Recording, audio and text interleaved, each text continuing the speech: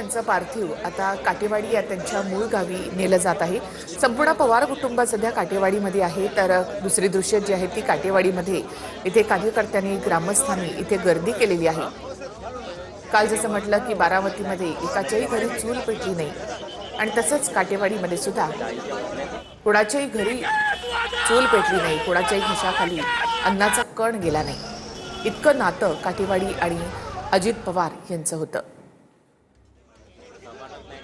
काळाचं बोलावणं आलं की जावं लागतं असं अजित पवारांचं अगदी काही दिवसांपूर्वीचं वक्तव्य, मात्र ते इतक्या लवकर अशा प्रकारे प्रत्यक्षात उतरेल याचा कोणी खरं तर स्वप्नात सुद्धा विचार केला नसेल। अजित पवारांचं हे जाणं म्हणजे कार्यकर्त्यांना पोरकं करून जाणं हीच भावना कालपासून आपण सगळ्याच कार्यकर्त्यांची ऐकतो। राज्यभरातनं म्हणजे जळगाव असेल, सोलापूर असेल, अशा वेगवेगळ्या भागातनं आलेले हे कार्यकर्ते रात्रभर बारामतीत आलेले आहेत। याच अजित पवारांनी आपल्याला घडवलं। स्थानिक राजकारणातली जी संधी असते ती याच नेत्यांना आपल्याला दिली, मात्र त्याच नेत्याला अशा प्रकारे निरोप देण्याची वेळ आली आहे हे या कार्यकर्त्यांना अजून सुद्धा त्यांचा त्याच्यावर विश्वास बसत नाही आहे। थोड्याच वेळात अजित पवार यांचं पार्थिव काटेवाडीत दाखल होईल आणि तिथे सुद्धा आपण पाहतोय सर्वसामान्य नागरिक असतील, काटेवाडीतले ग्रामस्थ असतील, आजूबाजूच्या भागातले ग्रामस्थ असतील, हे काटेवाडीत त्यांच्या घराबाहेर उपस्थित आहेत। मोठी गर्दी काटेवाडीत सुद्धा झाली। ज्या वेळेला राजकारणामध्ये काही वेगळे निर्णय घ्यावे लागतात किंवा घेतले गेले असतील, तर अशा वेळेला किंवा काही वेळेला दादा नाराज असायचे, तर अशा वेळेला दादा हे काटेवाडीमध्ये जायचे, काटेवाडीतल्या ग्रामस्थांमध्ये मिसळायचे, त्यांच्याशी बोलायचे। काटेवाडीतल्या लोकांसाठी दादा कधीच उपमुख्यमंत्री नव्हते, कधी अर्थमंत्री नव्हते, तर ते त्यांचे फक्त दादा होते। आणि त्यामुळेच आज आपण पाहतो काटेवाडी देखील अक्षरशः सुन्न झालेली आहे। प्रत्येक निवडणुकांच्या नंतर सुद्धा दादा काटेवाडीमध्ये आवर्जून जात होते। जसं नातं त्यांचं बारामतीशी, तसंच नातं त्यांनी काटेवाडीशी कायम ठेवलं होतं। काटेवाडी हे पवार कुटुंबाचं खरं तर मूळ गाव आणि या ठिकाणी नेहमीच म्हणजे अजित पवार यांचं स्वतःचं घर देखील त्या ठिकाणी आहे। तिथे जाणं, ग्रामस्थांमध्ये मिसळणं, नेमकं गावामध्ये काय काय चाललेलं आहे याची माहिती घेणं, असं अजित पवार सातत्यानं करायचे। ज्या वेळेला त्यांना मोकळेपणाने राहावं असं वाटायचं किंवा थोडासा एक शांतपणा मिळावा असं वाटायचं, त्या वेळेला दादा काटेवाडीमध्ये जायचे।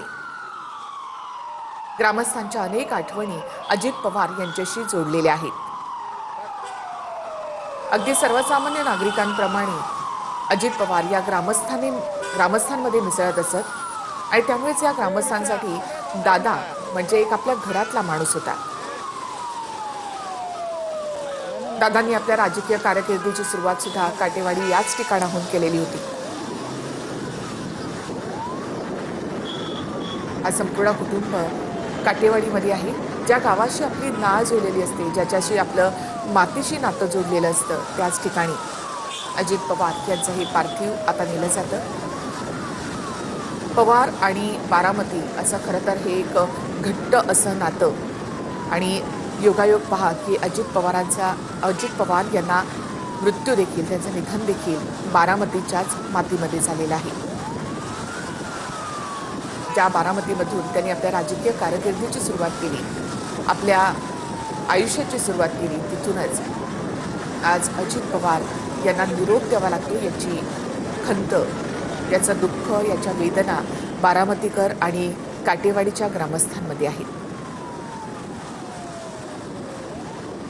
अजित पवारांचं अशा प्रकारे अकाली एक्झिट होणं म्हणजे याआधी अनेकदा अजित पवार नॉट रिचेबल अशा बातम्या माध्यमांमध्ये समोर आल्या आहेत। त्यानंतर माध्यमांच्या प्रतिनिधींशी बोलताना त्यांनी या संदर्भात प्रतिक्रियासुद्धा अनेकदा दिल्या। काही वेळेला अगदी पटकन काही त्याविषयी प्रतिक्रिया देत आपलं म्हणणं मांडायचे अजित पवार। अगदी स्पष्ट वक्ते आणि परखड असं म्हणणं त्यांचं असायचं, मात्र अशा प्रकारे त्यांचं नॉट रिचेबल होणं हे अख्ख्या राज्यासाठी काटेवाडीमध्ये पोहोचतंय आणि 5 मिनिटांमध्ये पार्थिव पोहोचल्यानंतर काही वेळासाठी त्यांचं पार्थिव जे आहे अजित पवार यांच्या मूळ गावी अंत्यदर्शनासाठी ठेवलं जाईल आणि त्यानंतर अजित पवारांचं पार्थिव पुन्हा विद्याप्रतिष्ठानच्या मैदानामध्ये नेलं जाईल।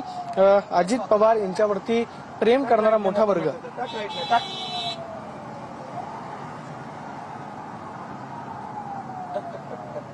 काटेवाडीकडे नेलं जात आहे ही थेट दृश्य आपण या ठिकाणी पाहतोय. तर दुसरीकडे काटेवाडीमध्ये ग्रामस्थांनी या ठिकाणी गर्दी केलेली आहे. काटेवाडी या ठिकाणी जे अजित पवारांचं घर आहे त्या ठिकाणी आता अजित पवारांचं पार्थिव नेलं जाते.